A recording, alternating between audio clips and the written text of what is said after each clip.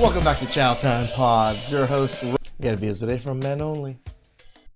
So I was talking to a friend of mine the other day, and we were talking about how the club isn't fun like how it used to be. Fellas, welcome back to the channel. Today we're talking about how clubs are going bankrupt and women are absolutely stunned. Why? Because men are refusing to attend and now the nightlife scene is falling apart. It's like women are stunned because they really enjoy the nightlife. Like men enjoy it because of women. We don't enjoy it because we spend a lot of money. It's 90% women, phones in hand, scrolling and waiting for guys to show up. But the guys, they've checked out. And now, women are furious that the party isn't popping like it used to.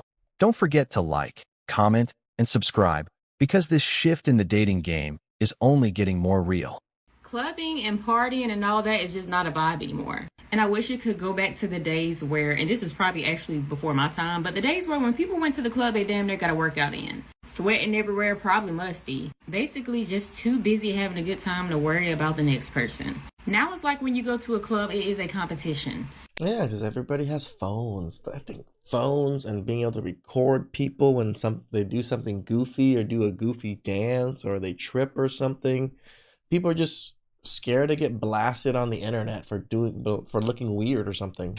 A competition of who can mean mug each other the longest. Who can ruin the night for everybody first. Who can put everybody's life in danger first. And it's like some of these places y'all paying to get in. So it's like y'all are paying to get in and just watch each other. Stand in cliques and look cute. Yeah, that is just not a vibe that I want to be a part of. It's like people are getting dressed up in cute outfits just to post pictures and just stand there. Take me back to the days where people formed a circle and got in and danced. Take me back to the days where... I remember those days. People formed a circle. One person or a couple was dancing. Everybody cheering them on. Good old days. Everybody went out and had a good time and made it home safely. Take me back to the days where people did not wait until they got out into a crowd of people to decide that they want to address their issue with somebody. Knowing damn well you've seen this person on multiple occasions alone, but all of a sudden, since there's people around, you got to put on a show. Can we make that a vibe again? She's saying clubs are no longer a vibe. And honestly, she's right. But only because of the culture people like her helped create. You walk in, pay a ridiculous cover charge, dressed to the nod. Well, I mean, she doesn't even pay. That's the other thing. Women either pay half or they don't pay anything at all. Everything's just tailored to just screw men over. And then what? Everyone's just standing around like mannequins, silently judging each other. The music is blasting, drinks are overpriced, and the whole atmosphere feels more like a runway show than a good time. She says it's like a competition. And yeah, it is. Not about dancing or enjoying the night, but about who looks the best, who's wearing designer, and who can look the most unbothered. Social media ruined the club scene. Everyone's too worried about how they look for the gram instead of actually living in the moment. Back then, people used to dance, laugh, interact, vibe. Now it's just side eyes, posturing, and clout chasing. But let's not act brand new. The same women saying clubs aren't fun anymore are the ones who turn the night out into an episode of America's Next Top Ego Trip. The moment it stopped being about fun and started being about attention, it was over. Everyone's waiting to be approached, but nobody's trying to be approachable. No wonder people just stand around. The energy is stale before the DJ even hits the hook. Here's the funny part. The guys noticed this shift a long time ago. That's why a lot of them don't even bother going out like they used to. Because what's the point? You're spending money just to get ignored by women who are only there to be seen, not spoken to. And there's no dancing. So it becomes this awkward standoff. Women scanning the room for validation. Men calculating if the bottle service is even worth it. So yeah, the club isn't a vibe. It isn't. Easy calculation. It is not. Anymore. It's a showroom. But the truth is, the vibe didn't die. It just left the building with the people who actually came to enjoy themselves. Now, it's all for show, and everyone's playing a role. If you're looking for real fun, peace, and connection, you're better off skipping the club entirely. Because the energy, it's long gone. Okay, so I just want to say this because this is something that I see a lot. Stop thinking that you want to be a dancer or you want to get tricked on or you want to live any type of fast life just because of how you see the next chick living. Yep. Because yeah, you do got chicks that really do get in that life and they really do just be getting to the bag. Like they really do got dudes that want to throw that bag on them. But it's a lot of chicks that be selling cat and dancing that be still broke. Like, some chicks just like to be around dudes with money, even if nobody. I mean, I think it's just like athletes, right? You're young, you got all this money, you don't know what to do with it, you just spend like crazy. Giving them any money. I don't know. So yeah, I just want to say that. And a lot of these chicks be reposting the same money, trying to act like they be getting to it every day. Or like they dance with 5 girls and the money has to be split between 5 people, and they try to act like that's all their money. Yep. So yeah, I just want to say that a lot of these chicks have clout. They know a lot of dudes that got the bag. So don't get in that type of lifestyle counting somebody else's pockets. Just because dudes will blow it on the next chick, or they spend a certain type of money on her, don't mean they gonna do it for you. Like, it's some chicks that just don't. If you don't got no whole bunch of dudes that want to spend money on you, don't try to force it. Like, go to school or something. That's not everybody lane. Men in committed That's actually very good advice. relationships going to the strip club. Let's talk about it. Everything I say in this video is my opinion, so don't get offended. I know there are some girls who don't mind if their boyfriends go to the strip club, and if you're one of those girls, please tell me your reasoning why you think it's okay. I trust my man, he's just having fun. Men can have fun without gawking at half-naked ladies, or even sometimes fully naked ladies, and it's not And you ladies can, have fun without going to the club half naked trying to get attention from men. not even a trust thing. It's like, if you're in a committed relationship, why are you lustfully seeking out women? And I don't care if your friends are single, you are not single, so why are you acting single? Again, everything can be just flipped around to you girls in the club. So don't use this argument on us. I'm aware I can't control my partner, you can't control your partner. Everyone is their own person. All I can do is outline my boundaries and say, if you disrespect me, we're not together. And another thing is that you have to stay firm on those boundaries. If a man disrespects you after you said you're gonna leave him after doing it, but you don't, he's gonna continue to disrespect you because you'll always be around. I can agree with that. That's both sides. And I even make it clear to my boyfriend, I don't care where the night takes you. If you somehow end up at a strip club, we're done. Another thing is, if my boyfriend's friend is getting married and he's in a wedding party where they're going to a strip club, he's like, I can't miss it. This is my best friend. If your best friend thinks marriage is like the end all and he needs to get it all out at the strip club before he gets married, like, that's the type of people you surround yourself with, and you don't view marriage as like a sacred thing. Go ahead, babe. Go to that batch trip. Have a great time. Guess who won't be there when you come back? And men will call you crazy for not letting them go to the strip club, but if I don't even want my man telling his friends, hey, I'm not going because my girlfriend said I can't. And they're like, oh, you're so whipped, you're a simp. I can agree that going to the strip club is probably a good thing if you're in relationships. So, I mean, I can't even argue with her argument, or like, she has a pretty solid argument. So, and it's a solid boundary in my opinion too. No, he should say, hey, I think it's disrespectful to go to a strip club. Like, But again, you better hold this energy when it's the other way around too, lady. like when I have my girlfriend, and if you can't say that, maybe we're not meant to be. So this woman said that if her man goes to a strip club, it's over. Just like that. No conversation, no context, just you're done. And she genuinely thinks that makes her look like the rational, grounded one.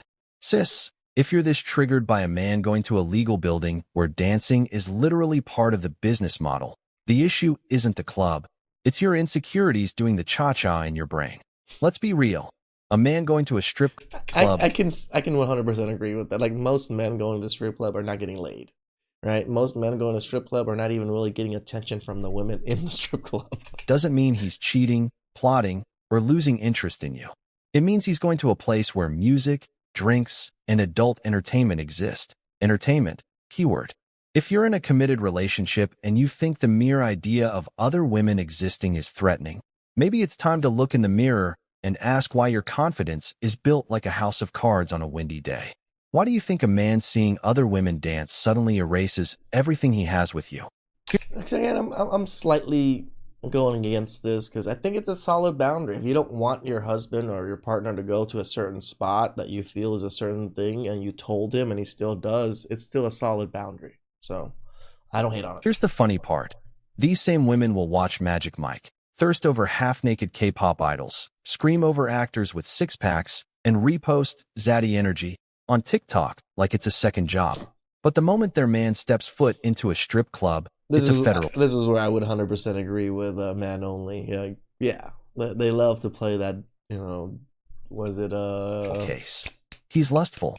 He's disrespectful. No, ma'am, he's breathing. Men are visual. That doesn't mean they're disloyal. It means Correct. they're men. You don't stop being a human being with eyes because you're in a relationship. But of course, this woman turned the whole thing into a moral issue. Why would a man who loves you still seek other women? Girl, he's not trying to wife up the dancers. He's there for the atmosphere, the boys, maybe even celebrating something. Men aren't the problem here. It's the delusional expectations that love means never noticing another attractive human again. That's where I also agree with them, that women really get upset that you look at other women. Like, girl, I know you look at other men. It's just what our eyes do. We see something attractive, we look at it. It's built into our brains. It's not that he's disrespectful. It's that you're possessive and calling it a boundary. There's a difference. And let's be honest. Okay. I'm seeing where men only is coming from this. Maybe I'm wrong. But I think it's a boundary. I think it's a decent boundary. If your relationship can't survive a man being around other women in a controlled, transactional environment, maybe it wasn't that strong to begin with. At this point, it's not about respect, it's about control.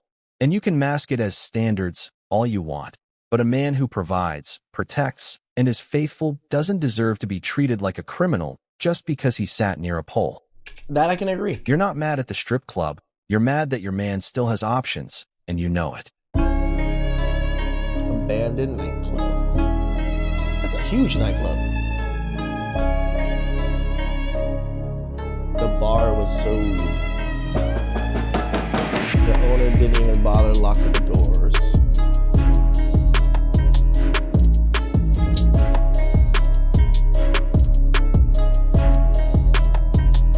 Hell, those are some pretty cool signs. I would take some of those signs.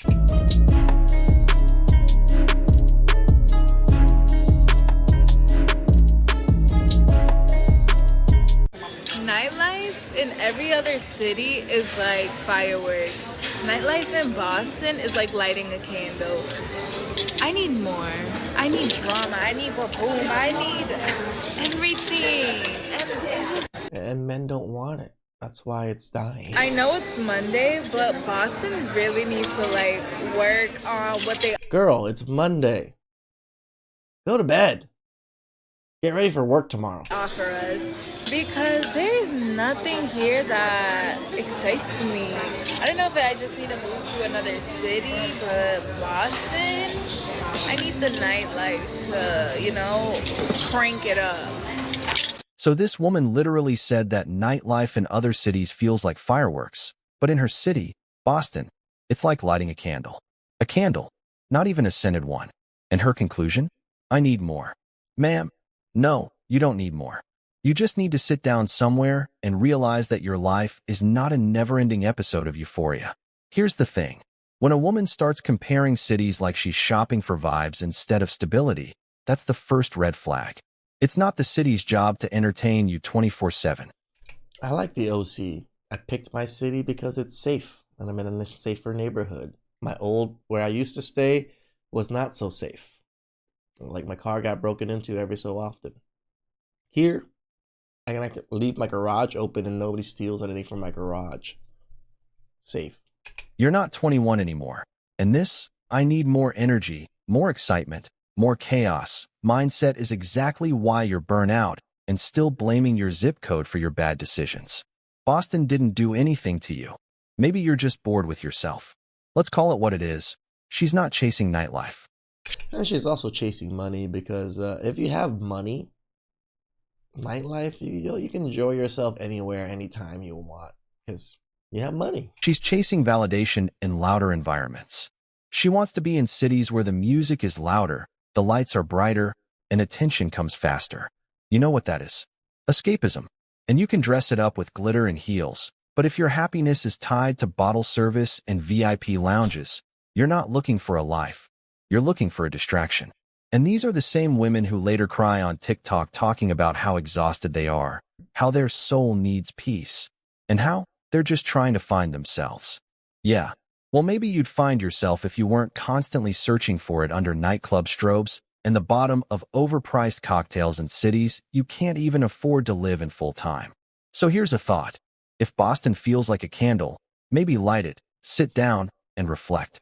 Because if you keep chasing fireworks, don't be surprised when all you're left with is smoke, and I mean, definitely don't light those shit candles. no one's sticking around to help clean it up. You don't need more. You just need to figure out why being still feels like a punishment. Went out last night, literally stayed out till 4 a.m. I hate that for me. At the last bar that we were at, it's like a really nice place, and we met the owner. Like, the owner was really interested in my friend. The owner really liked my friend that I was with. And then to me, he was like, I have the perfect guy for you. Like, one of my friends, like, he'd be perfect for you. Like, you're 100% his type. But he's a player. I was like, do I look like I want to get played? What the fuck? Like, don't set me up with him. Why would I want to go out with him if he's a player? The entire Because you want to. The lifestyle. He's probably good looking. night, me and my friend, we stayed out till 4 a.m. We went to 3 different places. I did not see a single attractive guy. We did not see a single attractive guy. Like, where do they go? Where do they go in New York? I don't even. It was a fun night, though, anyway. So this woman went on a night out in New York City. Yes, the NYC, land of lights, clubs, and supposedly endless romance. And she's now shocked that there were no attractive men at any of the places she and her friends visited. She literally said, "Where do they go? Like attractive men are a herd of elk that migrated for the winter or something." Ma'am, maybe it's not that they're missing. Maybe it's that they're avoiding places where you go. Let's be real for a second. You thought just by stepping out with your girls and ordering overpriced drinks in Soho or Lower East Side, a 6'5", jawline having, 6-figure earning, emotionally available Adonis was going to walk up and say, "You, yes, you, in the Fashion Nova dress. I've been waiting my whole life for this moment." That's not how this works. That's not how any of this works. Men, especially the kind you're claiming to look for, are not hanging out at bars like Pokemon waiting to be spotted. Those guys have options. They have standards. Yeah, we're in the bushes. Duh. That's where you catch the Pokemon. And most importantly, they have eyes. And they've seen the TikToks. They've heard the complaints.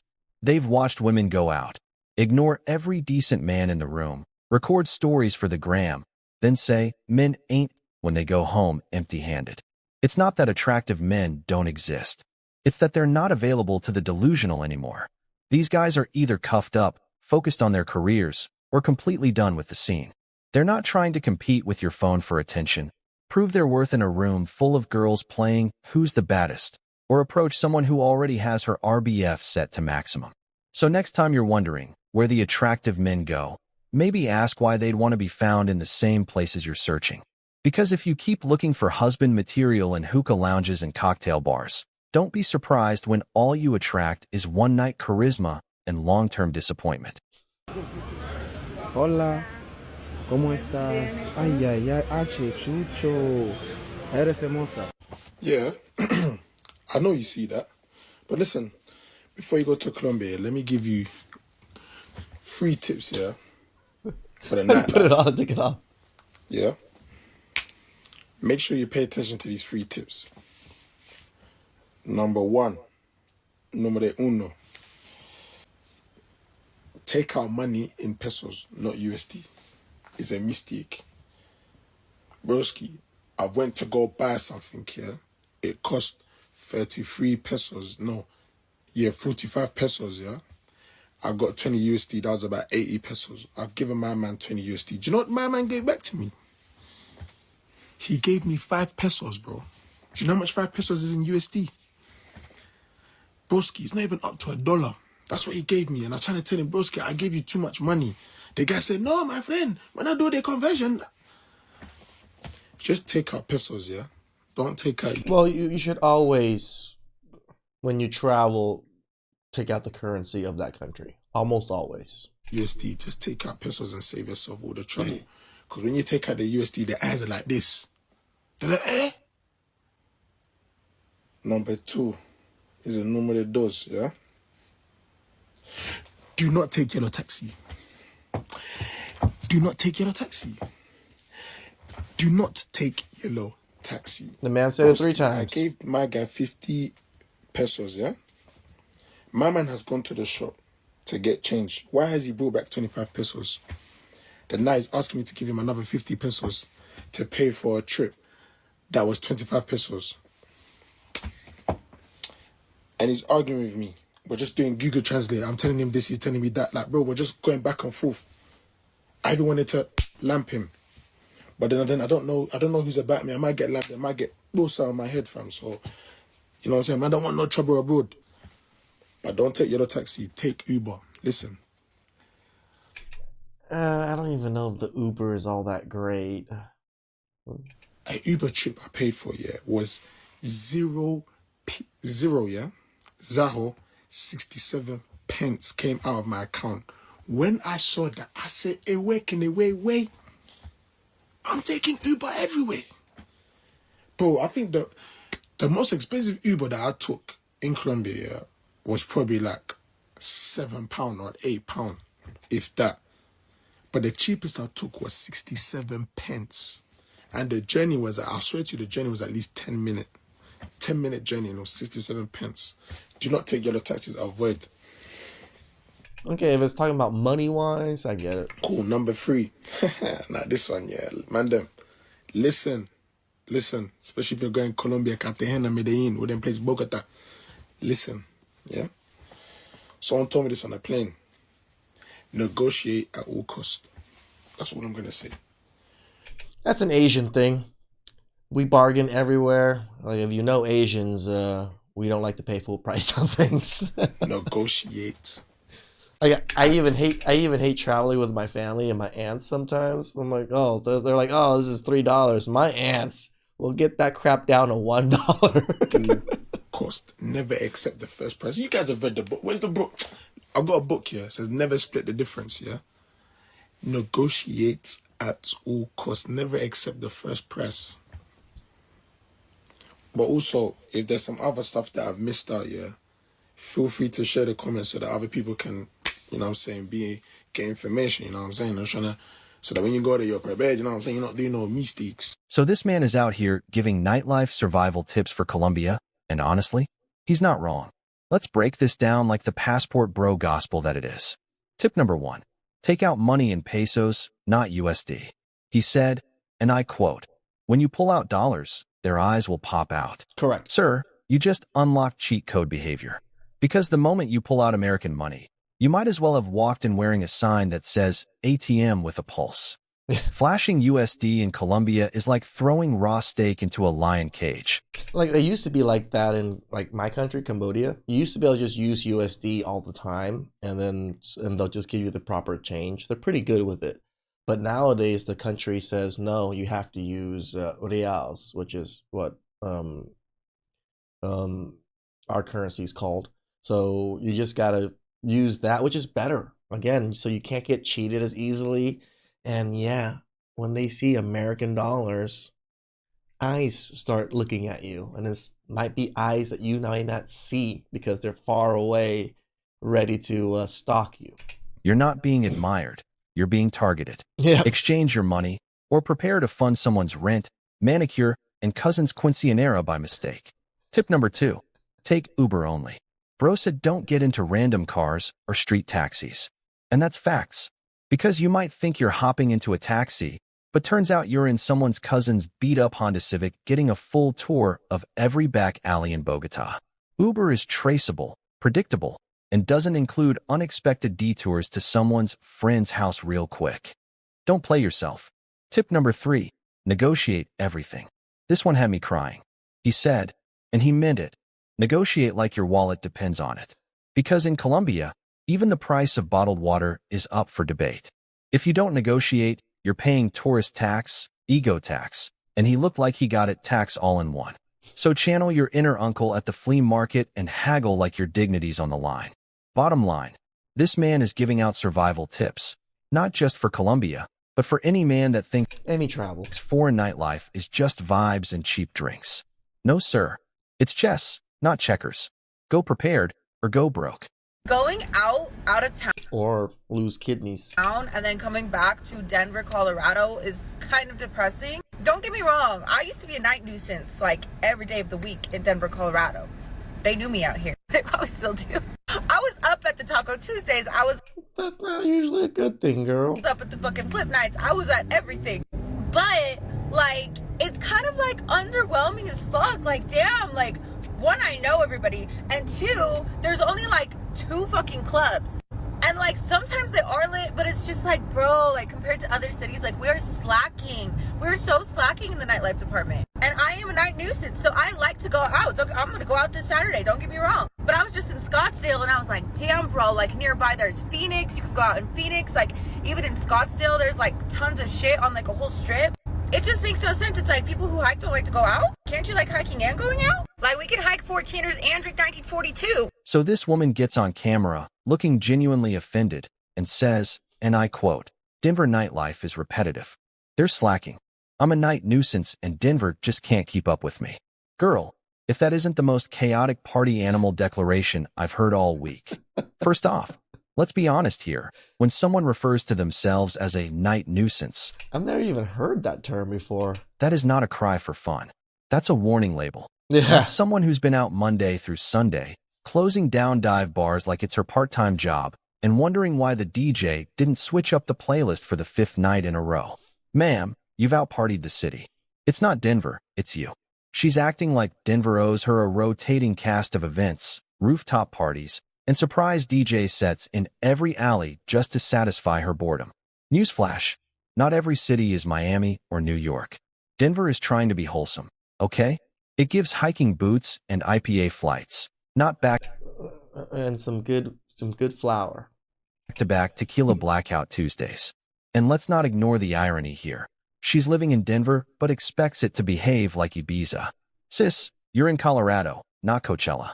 You want endless variety and fire every night of the week? That's called a vacation. Or delusion. But here's the kicker. She's not wrong about one thing. Denver nightlife can be repetitive. Because guess what? Most people aren't trying to rage every night like it's their last semester in college. Some people got work in the morning. But this woman?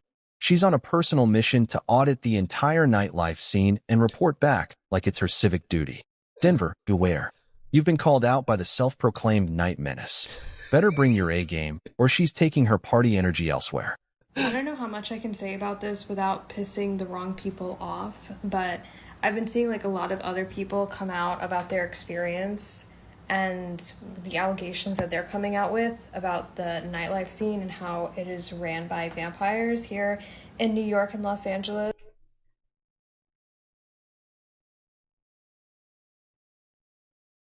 And I can confirm that to be true. Huh? Those allegations, because I have spoken to them. And they're not just running it in New York and Los Angeles. I didn't know we were in the Diaries of Vampires or something. What the hell's going on? Propaganda, I think we're all wondering the same thing, and if we're not, we should be. How much was that fucking casket? How much was that fucking casket to begin with? Why was it in the club? I'm no longer in the mood to party. I see a fucking casket with somebody in it, might I add. Wait. Bottle girl in a casket. Oh, okay. You think I'm staying here much longer? Then the name of the club is not helping. Like, this is giving the resurrection of Jesus. Saint Ives, caskets, bottle wars. I'm scared. Pearls are clutched.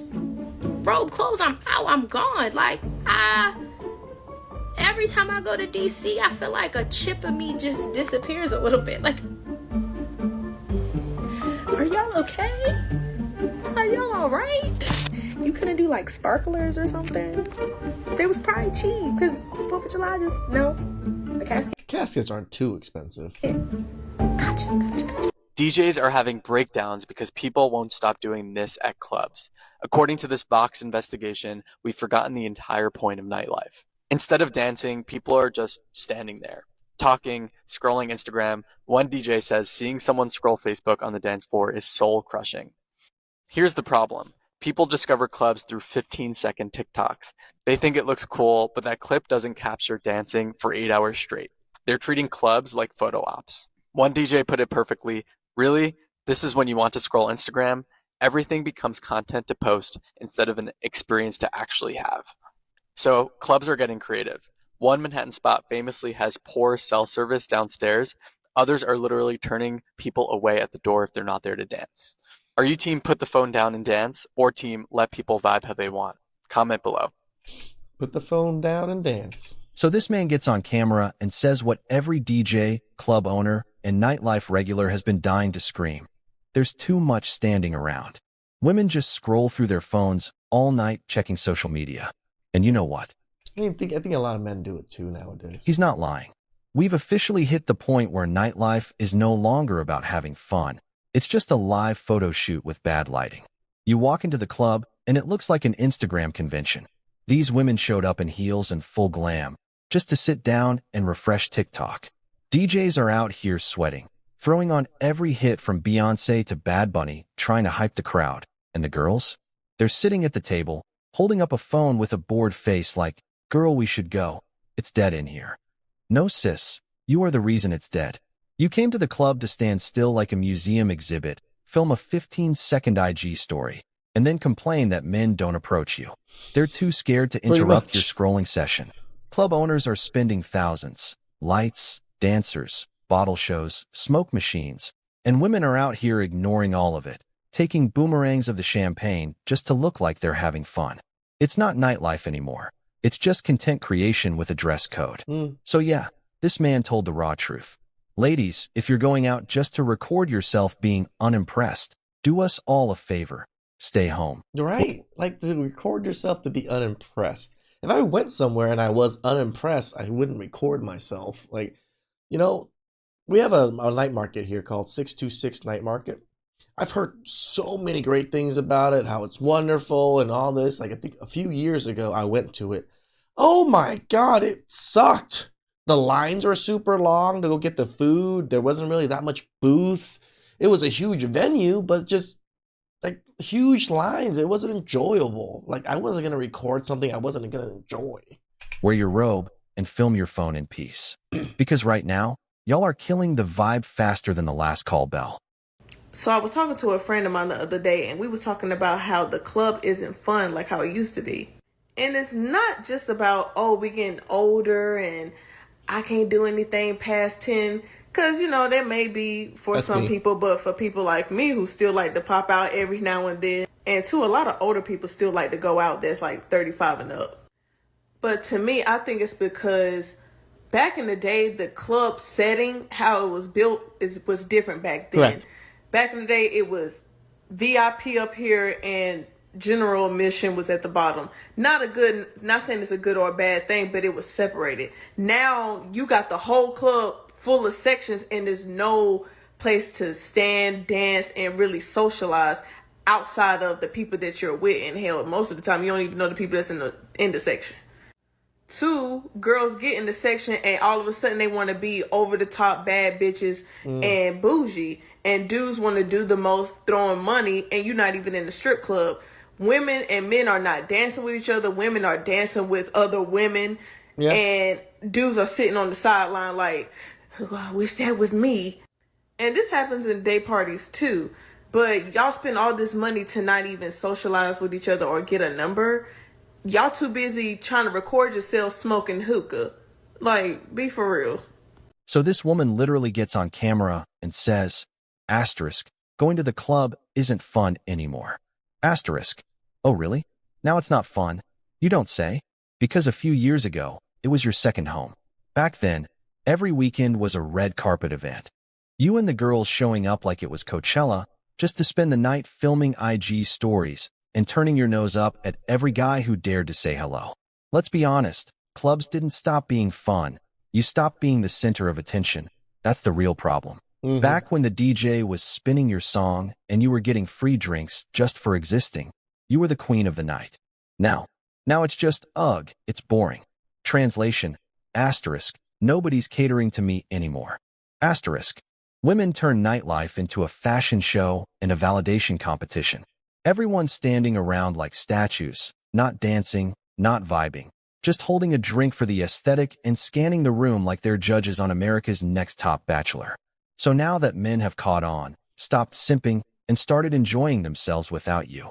Suddenly the club is boring? Please. Nightlife didn't change. The game did. Men stopped showing up to chase, and now the women who used to run the club are realizing they're not in demand like they used to be. So instead of admitting that the attention isn't the same, they blame the vibe, the music, the city, everything but themselves. Yeah, I've never really enjoyed clubs. I've only been to a few. The floor is almost always sticky. You know, like the dance floors nowadays are now like almost non-existent. Now it's just chairs and, sections everywhere. At least back in the day when I was young. Again, when you hear boop boop boop boop boop boop boop boop, everybody knew what to do. You get your ass on the dance floor and start dancing. Please like, subscribe, comment down below. I really appreciate that. And catch you guys next time.